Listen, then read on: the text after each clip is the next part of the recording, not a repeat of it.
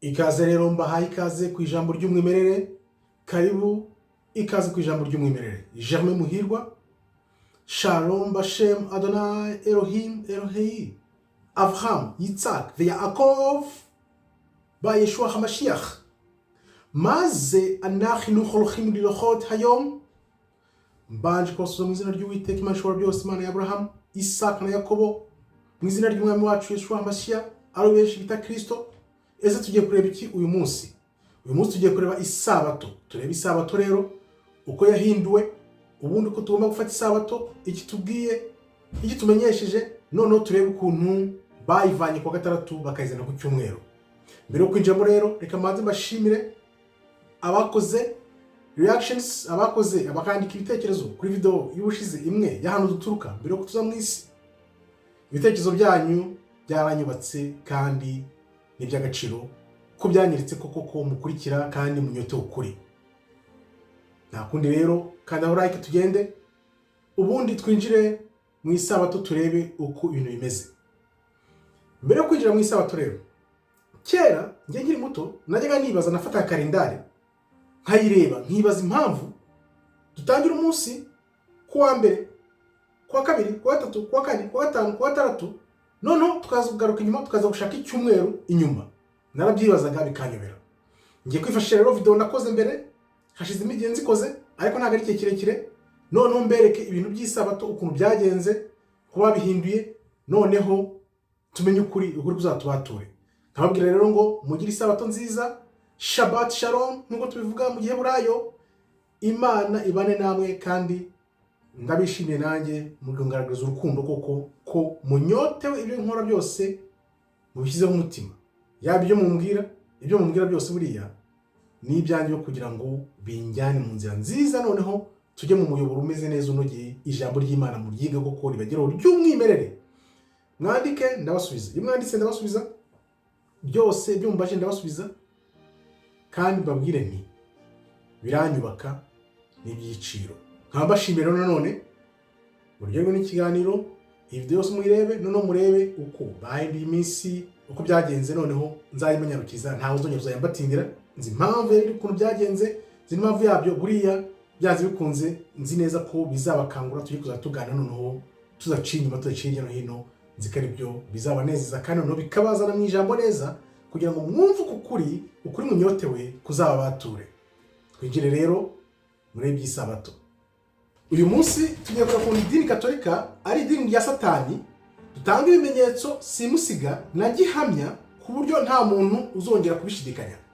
Nibuze ukuntu abantu bademotera imibare, uyu munsi ngiye kwereka nashidikanya ukuntu idini Katolika ari idini rya Satani mu buryo bujimije, ku buryo udafite agakiza cyangwa se n'ubuntu bw'Imana ntabwo ushobora kubyishura kuko birajimije. Kera rero abantu bigiraga kubatizwa, twayasoma gatigisimu, tugasoma amategeko y'Imana. Ariko uyu munsi urebye amategeko y'Imana barayahinduye nk'uko ubibona. Itegeko rya kabiri barivanyemo. Ariyo mpamvu nkunda kuvuga nti, ni gute wasenga ibishushanyo warangiza ukavuga ngo ukunda Imana? Ntibishoboka. Itegeko rya kabiri rero nk'uko ubibonaho barivanyemo, noneho itegeko rya kane rihinduka irya gatatu. Itegeko rya kabiri ravuga riti ntuzasenga ibishushanyo cyangwa wibarize ibigirwamana. Kubera ko Katolika nyine basenga ibishushanyo, bararebye babona rino tegeko rigumyemo, baza tavuga bati ntureba ba bantu basenga ibishushanyo kandi Imana irabibuza. Urabona ku ruhande rwa Bibiliya uko bivuga, itegeko rya kabiri rikubuza gusenga ibishushanyo n'ibigirwamana. Gatolika yarivanyemo, ihita ifata itegeko rya kane ry'isabato irigira irya gatatu. Noneho urebe ukuntu bino bintu bihanitse ku buryo udashobora kubyisobanurira. Bahita bafata itegeko rya 10 ryavugaga ngo ntuzifuze umugore wundi cyangwa kwangiza iby'abandi, bahita barigabanyamo kabiri, bahita barigira ngo ntuzifuze umugore wundi, ntuzifuze kwiba cyangwa kwangiza iby'abandi. Noneho rya rindi rya kabiri rivuga ngo ntugasenga ibishushanyo, barivanamo kugira ngo abantu batabona ko nyine Gatolika isenga ibishushanyo. Reka turebere icyo Imana ivuga ku bantu basenga ibishushanyo n'impamvu rino tegeko gatolika yarivanyemo. Nkuko maze kubivuga rero, kera dusoma gatigisimu ndibaza rino tegeko rya kabiri ryari rikirimo, ariko dusome mu Kuva 24:5 urebe icyo Imana ivuga. Ntukiremere ibishushanyo bibajwe cyangwa igisa n'ishusho yose iri hejuru mu ijuru cyangwa hasi ku butaka cyangwa mu mazi yo hepfo y'ubutaka. Ntukabyikubita imbere, ntukabikorere, kuko Imana Uwiteka Imana yawe ndi Imana ifuha, nkora abana gukiranirwa kwa base ntageza kubuzukuruza n'ubuvivi bw'abanyanga. Ni ukuvuga ngo abantu bose basenga ibishushanyo, bambaza ibishushanyo, bose banga Imana. Imana nibyivugira, niba usenga ibishushanyo, niba ubyikubita imbere, wanga Imana. Kandi Imana rero abo bantu izabahana yihanukiriye. Ni amategeko y'Imana bivuga, ni ijambo ry'Imana bivuga, akaba ariyo mpamvu gatolika yarebye ikavuga iti reka tuvane muri tegeko rya kabiri kugira ngo tuyobye uburare. Urabona baravuze n'ubundi satani ntabwo azaza yibwira ngo abwira abantu ti dore ndi satani ndi satani ndi satani. Satani ntabwo azaza yireka abantu gutyo. Satani yaje nka marayika w'umucyo. Kera ibihe bitari byageraho turi uyu munsi ntabwo washobora kubyumva cyangwa ubibone byoroshye, kubera ko internet yoroheje ibintu, ituma abantu bavumbura ibintu. Nk'ibi bintu ntiwari ubizi. Itegeko rya kabiri Bibiliya za kera ndashobora kuba bikirimo, ariko umugambi wa Satani ni ukuvanamo ibintu byose byerekana ko idini gatolika ari idini rya Satani.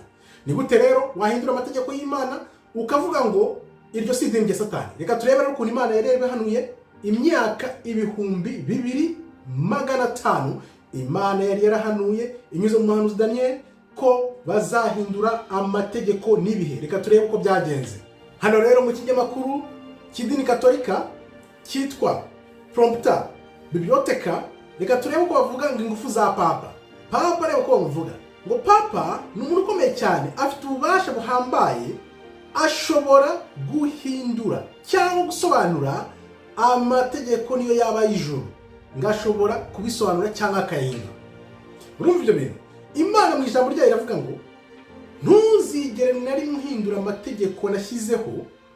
Kiliziya Gatolika avuga ngo Papa afite imbaraga n'ububasha bwo kuyahindura. Niba ubona iri dini atari idini rya Satani, sinzi ibyo utekereza, sinzi ukundi kuntu nakubwira, ariko hamwe nze mbikwereke neza ngo ibimenyetso bifatika, utagira ngo tuba tubivuga gusa, kuko Gatolika ubwayo irabikwibwirira, ijambo ry'Imana rirabigusobanurira, icyo bakoze amategeko urabibona. Reka nkomeze mbigusobanurire urebe ukuntu idini Gatolika ari idini rya Satani ryahanuwe, nabyo mbikwereke ku buryo utazongera gushidikanya. Abo tweretse abazabona ubwo bazabona, bave muri ubwo buyobe baze mu gakiza nyagakiza Imana itanga, kandi birashoboka. Reka turebe rero Imana inyuze mu muhanuzi Daniel uko yari yarahanuye ko idini Gatolika rizatuka Imana rigahindura amategeko n'ibihe. Daniel 7:25. Wowe niwe uzavuga ibyo kugomera Imana isumba byose, kandi azarenganya abera bisumba byose. Azigira inama zo guhindura ibihe n'amategeko, kandi bizarekirwa mu maboko ye kugeza aho igihe n'ibihe n'igice cy'igihe bizashirira.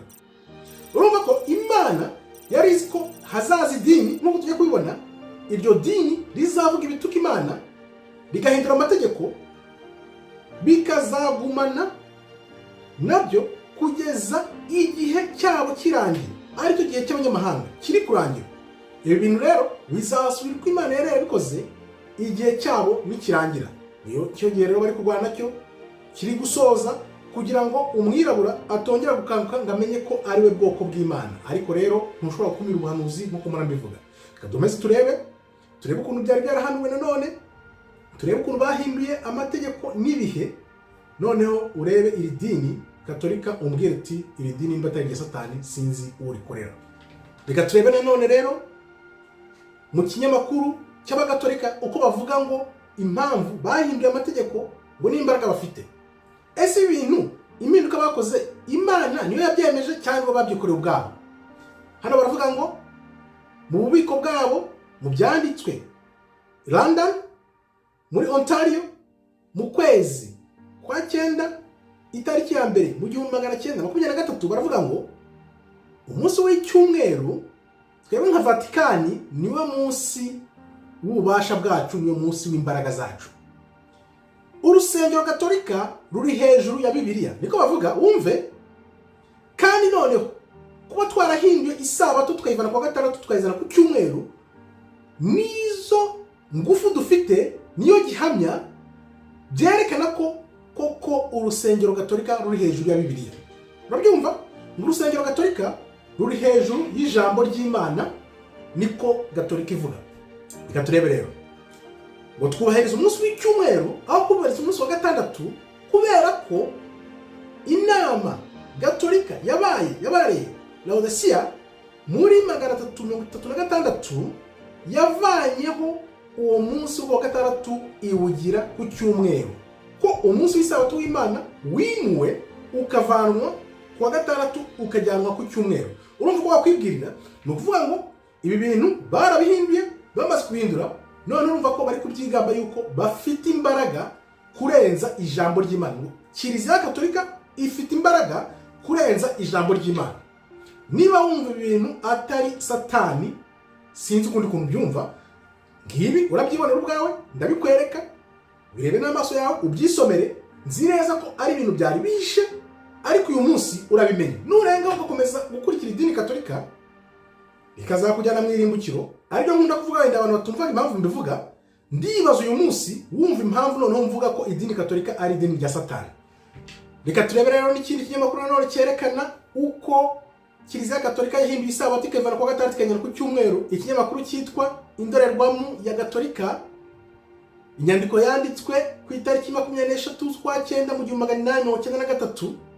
Sinzi impamvu bakunda ukwezi kwa 9. Baratubwira ngo idini Gatolika kubera misiyo rifite ivuye mu ijuru, ngo ryahinduye umunsi w'isabato riwuvana kwa gatandatu riwujyana ku cyumweru. Aribyo twibazaga, ese izi mpinduka ni Imana yazigennye cyangwa abagatolika na satani nibo babyikoreye ubwabo? Ibaze wisubize, ngira ngo uragenda ubona ibyo utaruzi. Kanguka uve mu idini ry'ubuyobe ryahanuwe, nabyo ngiye kwereka ukuntu iryo dini ryari ryarahanuwe. Niba ugishidikanya wenda ushobora kuvuga ngo ibyo bintu uri kuvuga ni ibya kera, nta wari uhari, nta wari ubizi. None se ibi ngibi byerekana ko Papa Francis asabira umugisha aba bana bahuza ibitsina bitwa batinganyi, ngo bahabwe umugisha, basezerane, babeho nk'uko umugore n'umugabo babaho. Ibyo bintu bisohotse vuba, byagiye hanze, abonye impagarara byateye. Turaje turebe icyo Bibiliya n'Imana bivugaho, umbwire ngo iryo dini urimo niba atari rya satani, simbizi, ariko sinibaza. Uratekereza gufata amategeko y'Imana ugahindura Imana umunsi yatanze ngo ujye wubahirizwa nk'isezerano riri hagati yacu n'Imana, ukarenga ukazanaho ngo n'abantu bahuje ibitsina babane? Sinzi ukuntu abantu batekereza, ariko iyo usomye Bibiliya n'umutima wawe n'ubwenge bwose ukabishyira kuri Bibiliya ukareba ibi bintu, bituvuga uti abagatolika bari mu buyobe buri deep bukomeye, ku buryo kubwigobotora n'imbabazi z'Imana n'ubuntu bw'Imana. Nk'ibi bintu ushobora kubikwereka ukanakomeza ukanabidefanda ahubwo cyangwa ukanabihakana, simbizi. Ushobora kubihakana, ndabizi ko harimo abazabihakana bakanabidefanda, bakavuga ati ibyo bintu uvuga nta shingiro bifite cyangwa urimo urabivuga uko bitari.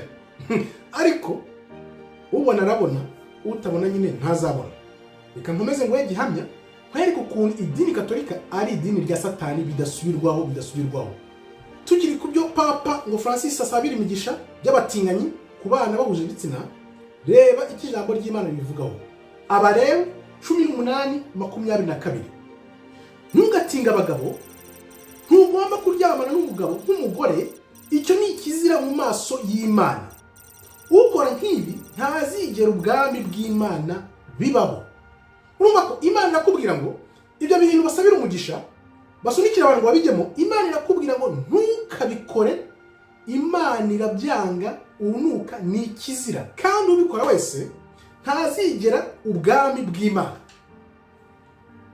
Ahangaha wabirenga ukajya kudefanda ukavuga ati ntabwo ari byo Papa yavugaga, ntabwo ari byo yamenyeshaga, kandi abikwibwirira. Bagategeka ibihugu ngo bibikore, bitabikoze ngo barabitera cyangwa se ngo barabifungira inkunga. Warabonye ibyabaye mu Bugande. Imana irakubwira ngo ntugakore nk'ibi, uru rukozasoni, kuko ubijyamo wese ntazigera ubwami bw'ijuru. Warangiza ugakomeza gukurikira idini risunikira abantu, rihatira abantu gukora ibintu nk'ibi. Ibaze nawe wisubize, umbwire icyo ubitekerezaho, ariko nzi ko igihe Imana yavuze cyagombaga kugera kugira ngo abantu bakanguke bave mu buyobe, bave muri iryo dini nk'uko mu byahishuwe babitubwira, vamo muri iryo dini uze mu gakiza.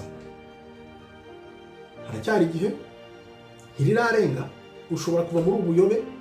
Natwe twese twamye turi mu idini gatolika, ariko Imana yatugiriye ubuntu iduhumura amaso turareba. Iyo ubonye ibintu nk'ibi wumva ugiriye impuhwe abantu bakirukanka inyuma y'idini gatolika, kuko idini gatolika ni idini rya Satani bidasubirwaho nk'uko ngiye kubikwereka mu mwanya nanone. Hano rero twongeye dushimangire ukuntu bahinduye isabato bakayivana ku wa gatandatu bakayijyana ku cyumweru, bakanabyigamba. Isabato impamvu nyibandaho nuko ni umunsi ukomeye ugomba kuba isezerano riri hagati yacu n'Imana nk'ubwoko bw'Imana ibihe byose. Idini gatolika rikavuga ngo umunsi w'icyumweru ni umunsi werekana ububasha n'imbaraga zacu, kandi ko Kiliziya Gatolika ngiri hejuru ya Bibiliya. Kubera izo mpamvu ibi bikaba byerekana imbaraga zacu dufite, kubera ko twashoboye kubikora, bigaragaza ko nyine ngo Kiliziya Gatolika ngiri hejuru y'ijambo ry'Imana. Babyanditse nanone, biri mu bubiko bwa Kiliziya Gatolika wabireba, byanditswe mu kwa 9 itariki ya mbere 1923. Urabona ko baranabyigamba, ibi babyita gukora mu ijisho Imana, ariko Imana irihangana. Imana irihangana ikihangana igihe kirekire, aribyo nakubwiye nti ninde ukiranuka. Ni ukuvuga ngo abakatolika bose gusenga biriya bigirwamana bakabyikubita imbere, bakabyambaza, bakabisingiza, ni ukuvuga ngo baba bakora icyo twita kwanga Imana. Ijambo ry'Imana ryakubwiye ngo ababikora byose ni abanyanga. Niba wanga Imana rero, wasomye nakweretse ukuntu Imana izahana abantu bose bayanga kubera gusenga bino bigirwamana no kubyikubita imbere. Wambwira ute rero ko iri atari idini rya Satani? Niba ufite ukundi waryita, Imana irakubwira ibi ngibi umweru n'umukara, Kiliziya Gatolika kubwira ibindi. Ubwo ari hagati y'Imana na Kiliziya Gatolika wahitamo uwukurikira. Amahitamo n'ayawe. Imana iguha amahitamo, wa munsi w'urubanza ntacyo uzitwaza ngo sirari imbizi. Dore niki Imana iduherera ijambo n'ubuntu bwayo kugira ngo tubabere urumuri, namwe muve muri uwo mwijima mubere abandi urumuri. Reka turebe rero ukuntu urusengero Gatolika ari urusengero rw'ikizira rwari rwarahanuwe imyaka ibihumbi n'ibihumbi. Bino tubivana mu nyandiko zihishwe cyangwa zibwe, ibyo tuvuga byagiye bivanwa muri Bibiliya. Ibyahanuwe rero ni ibingibi kandi byasoje.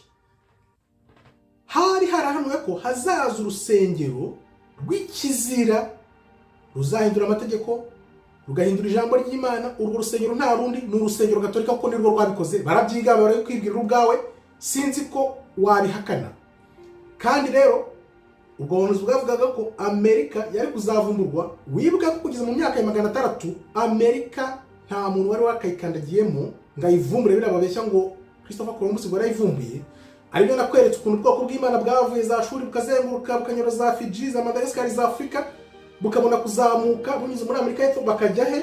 Muri Amerika y'Amajyaruguru. Noneho Christopher Columbus bakaba baragiyeho kugira ngo babice, kuko bari bazi ko ari ubwoko bw'Imana bw'Abaheburayo bari barahungiye.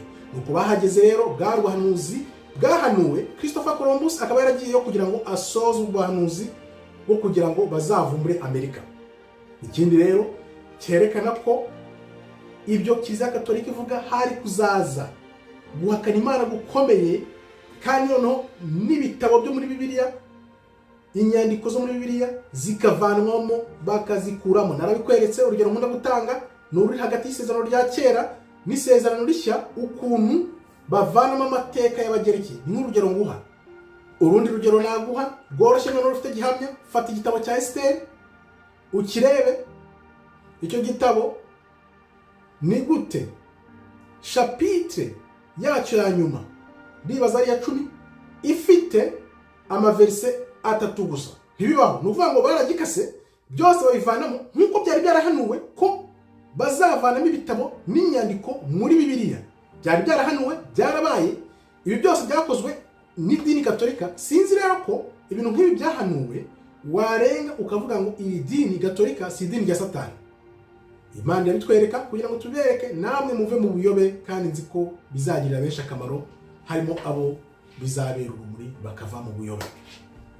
Ikindi cya nyuma rero, Imana yasezeranyije ko ibitabo byose byavanywemo ibyahishwe bizongera kugaragara. Niyo mpamvu ujya mbona nasoma igitabo cya Enoki n'ibindi bitabo byinshi tubabwira nyine ibintu bihishe, kubera ko Imana yaravuze ngo ibitabo byahishwe n'ibyavanywe muri Bibiliya bizongera kugaragara, aribwo Imana izongera gusigasira ivanjiri nyayo, ariko ivanjiri nyayo izongera kugira gute? Kugaruka nk'uko Imana yayiremye ari ivanjiri y'umwimerere, nibwo izongera kugira gute? Gusubira ku ivanjiri nyavanjiri Imana imaze kongera kuyikora abantu bayo. Imana izagenda ibaha, kuko aribo tuzagenda tubishyira hanze buhoro buhoro, none igihe kikazagera ya vanjiri ikazongera ikaba ivanjiri nyavanjiri. Urabona rero ko ibi byari byarahanuwe, ibitabo byavanywemo, inyandiko zahishwe biri kugenda biza hanze, kubera ko abantu bakanguka, urumuri rw'Imana n'umwuka wera w'Imana biri ku bantu bayo. Imana yahisemo kugira ngo bayikorere, noneho ibintu byahishwe byose bize hanze, none dukorera Imana koko mu kuri no mu mwuka. Gihamya rero n'ikimenyetso simusiga ko idini Gatolika ryahinduye ibimenyetso, nkunda kubirebera kuri kalendari. Kalendari wibuke, tureba ku munsi wa mbere, ku wa kabiri, ku wa gatatu, ku wa kane, ku wa gatanu, ku wa gatandatu, tukagaruka inyuma tukagaruka ku cyumweru. Ibyo bintu sinzi ko ujya ubyibaza. Ngewe ntaranakizwa, kera hari nkiri muto najyaga mbyibaza, nibazaga impamvu kuki tutangira kwa mbere tukagera ku wa gatandatu tukagaruka inyuma tukaza gushaka icyumweru. Ni bya bindi Imana yari yahanuye ko hazaza idini y'ikizira rizahindura amategeko, ijambo ry'Imana rigahindura n'ibihe. Reka turebe rero ukuntu babihinduye, aribyo nanjye nibaza, nawe wibaza. Ni gutya umunsi bavuga ngo utangira ku wa mbere ukagera ku wa gatandatu ugasubira inyuma ku cyumweru, kandi ubundi ijambo ry'Imana ritubwira ko umunsi wa mbere ni ku cyumweru. Reba rero uko kalendari yari yakagombye kuba imeze, nuko babihinduye. Urebe uko kalendari yagombye kuba imeze. Uku nguku hano nkwereka niko kalendari yakagombye kuba imeze, igatangira ku cyumweru umunsi wa mbere, ukageza ku wa gatandatu ari wo munsi wa karindwi, ari wo munsi w'isabato.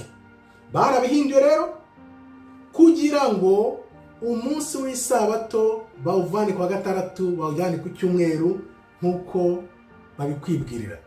Urabona, nkweretse ibimenyetso simusiga bikwereka yuko idini Gatolika ari idini rya Satani. Niba ukibahakana sinzi ibyo urimo. Nakweretse ukuntu bahinduye amategeko, nkwereka ukuntu bahinduye iminsi, nkwereka ibyo bigamba ukuntu bahinduye amasabato, nkwereka byose ukuntu bahinduye amategeko y'Imana, icyo Bibiliya itubwiraho, ibyo Daniyeli bari yarahanuye ko hazaza idini rizahindura amategeko n'ibihe.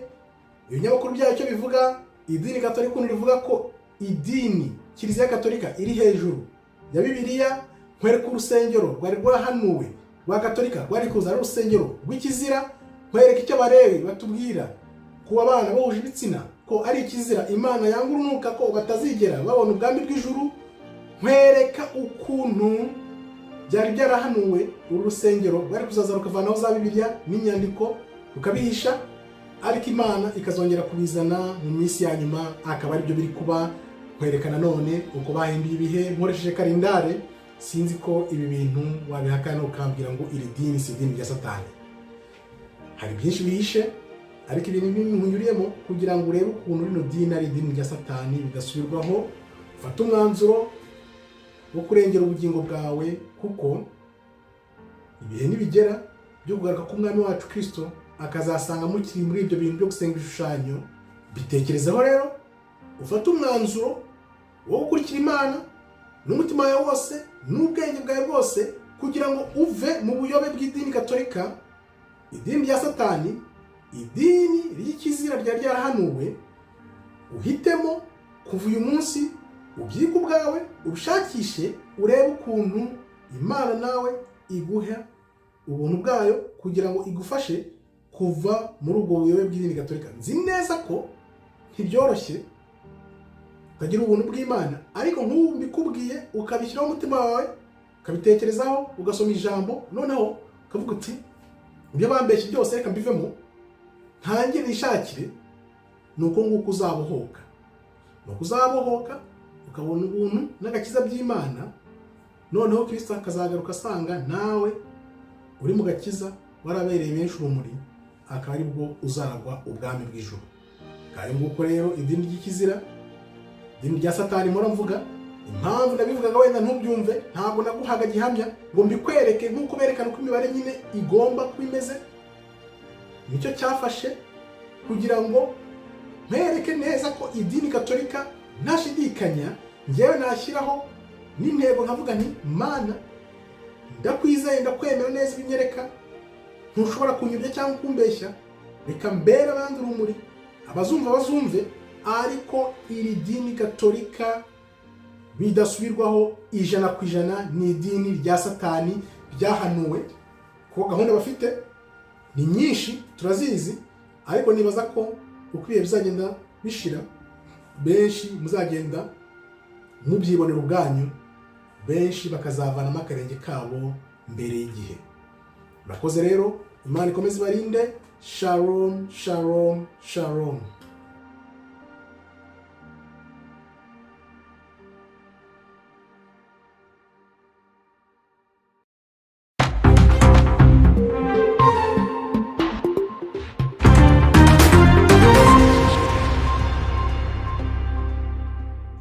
בוקר טוב, בוקר טוב, בוקר יפה, משפחה.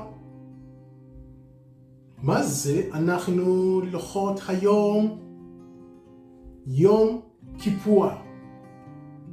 צום קל. Namutse neza, maje kubasuhuza bifuriza amahoro y'Imana. Uyu munsi tugiye kureba iki? Tugiye kureba umunsi wa Yom Kippur uhuriranye n'isabato. Tuganire no ku isabato, umunsi Imana yashyizeho kugira ngo bibe urwibutso hagati yacu n'Imana yaturemye. Tzom kal, wibabaze buhoro. Uyu ni wa munsi Yom Kippur, umunsi twihana ibyaha byacu tukabyanga kugira ngo uwaturemye abiduhanagureho akoresha amaraso y'umwami wacu Yeshua Hamashiach, ariwe benshi bita Kristo. Uyu munsi rero tukaba tugiye kuganira ku isabato. Twari tugiye gusoma mu Baroma 14:5 kugeza kuri 11. Ubundi tuganireho, twiyibutse ko umunsi w'isabato ari umunsi w'isezerano hagati yacu n'Imana yaturemye, kugira ngo bijye bitwibutsa iteka ko dufite umwami wacu Imana rurema yaturemye. Abaroma 14:5 kugeza kuri 11. Umuntu umwe yubaha umunsi umwe kurutisha iyindi, naho undi akubaha iminsi yose akayihwanya. Umuntu wese namenye adashidikanya mu mutima we, umenye udashidikanya mu mutima wawe, urobanura umunsi wari wo, abarobanura kubw'umwami wacu, urya arya kubw'umwami wacu kugashima Imana, kandi utarya yanga kurya kubw'umwami wacu nawe agashima Imana. Nta muntu muri twe uriho kubwe cyangwa upfa kubwe, ntawubaho cyangwa ngo apfe kubwe, byose ni kubw'Imana. Imana yaturemye, byose bikorerwa kubera Imana. Niba turiho kubw'umwami, kandi niba dupfa kubw'umwami nabwo. Nuko rero niba turiho cyangwa dupfa kubw'umwami, ko icyatumye Kristo apfa akazuka ni ukugira ngo abe umwami w'abapfuye n'abazima. Kristo yapfiriye kugira ngo aganze urupfu rugende ruhere. Niyo mpamvu Kristo yapfuye, arahambwa, arazuka ku munsi wa gatatu kugira ngo koko aneshe urupfu burundu. Ariko se ni gituma ucira mwene se urubanza, kandi nawe ni gituma uhinyura mwene so? Uhinyurana, abantu baganyurana kandi bavukana. Niki? Reka tubirebe mu mwanya uje impamvu ibitera. Twese tuzahagarara imbere y'intebe y'Imana, imbere y'urubanza rw'Imana, kuko byanditse ngo Uwiteka aravuga ati, ndahiye ko amafi yose azamfukamira kandi indimi zose zizavuga ishimwe ry'Imana. Twese tuzapfukama imbere y'Imana, amavi yose azapfukamira Imana, kandi twese tuzavuga ishimwe ry'Imana. Hano rero Imana yashatse kutubwira iki?